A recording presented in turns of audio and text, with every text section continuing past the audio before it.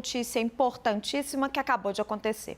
O Supremo Tribunal Federal decidiu nesta quarta-feira as regras para que veículos de comunicação sejam responsabilizados civilmente por declarações feitas por entrevistados em reportagens jornalísticas. Ficou definido que a empresa jornalística poderá ser responsabilizada quando houver publicação de entrevista em que o entrevistado acusar falsamente outra pessoa sobre a prática de um crime C.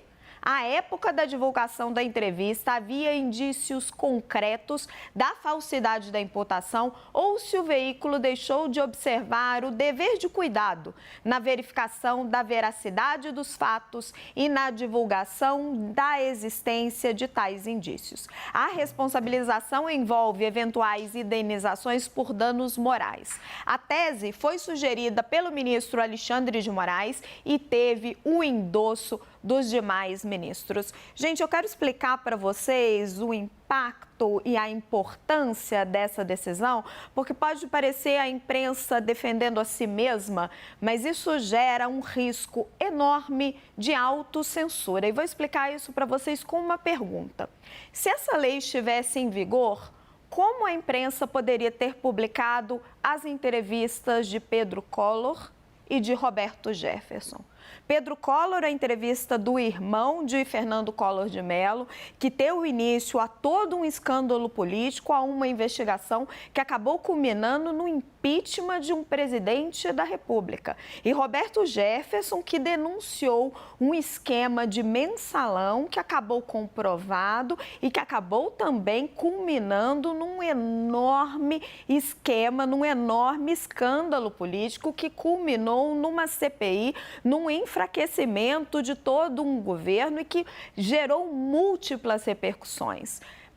Meses à frente, uma grande investigação depois, isso acabou sendo comprovado, mas à época eram personagens políticos de enorme relevância, enorme proximidade com o poder e por isso essas entrevistas foram publicadas. Não tinha como a imprensa ter certeza absoluta, os veículos daquela época, que eram a Veja e a Folha de São Paulo, de que aquelas alegações eram absolutamente verdadeiras. Para isso foram necessárias comissões parlamentares de inquérito, investigações da Polícia Federal. A imprensa cabe trazer à luz as apurações, as investigações, cabe trazer à luz e também dar voz a esses personagens, sempre com muita responsabilidade, mas esses personagens que estão próximos do poder, que têm acesso a esses bastidores e que às vezes contam histórias que mudam a história da nossa República. E com isso eu chamo a nossa análise, Jussara Soares e Pedro Venceslau.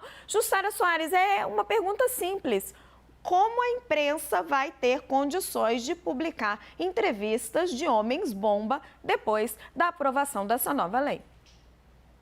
Raquel, difícil, né? Depois do Supremo Tribunal Federal ter aprovado essa tese que abre esse caminho para que as empresas, os jornais, as emissoras de TV que publiquem alguma entrevista sejam responsabilizados por isso. Nosso trabalho jornalístico fica em risco e aí quando tem uma nota que diz exatamente isso, nosso risco de autocensura. Porque o que poderá ser publicado? Tem uma questão de olhar, olha, será que isso aqui que eu publicar é um interesse público? Mas se eu não conseguir provar tudo antes, vou fazer uma investigação para poder só depois publicar, existe uma autocensura que impede, aí pode impedir o livre exercício da imprensa, Raquel. Pedro Venceslau. Olha, só explicando um pouco como esse caso chegou ao STF. Foi uma entrevista feita pelo jornal Diário de Pernambuco, no qual o delegado Vanderlei, que já faleceu, disse nessa entrevista que o ex-deputado Ricardo Zaratini, pai do deputado federal Ricardo Zaratini, esse deputado também já faleceu, teria participado de um atentado à bomba no aeroporto de Guararapes, no Recife, em 1996.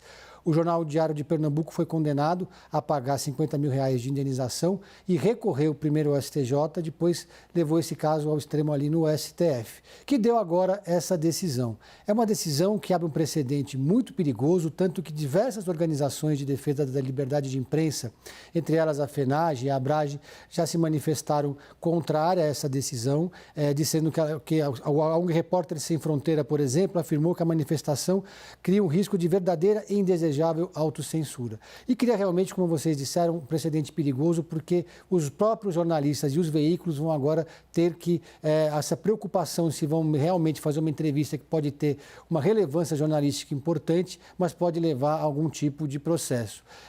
Já existe o direito aos entrevistados recorrerem à justiça, pedirem direito de resposta, pedirem indenização, mas essa decisão abre realmente um precedente muito perigoso e coloca também o STF numa situação de promover a censura jornalística. Muito obrigada, Jussara, Pedro. A gente já volta nesse assunto importante. Vamos colher as repercussões dentro do mundo jornalístico, do mundo jurídico, do mundo político.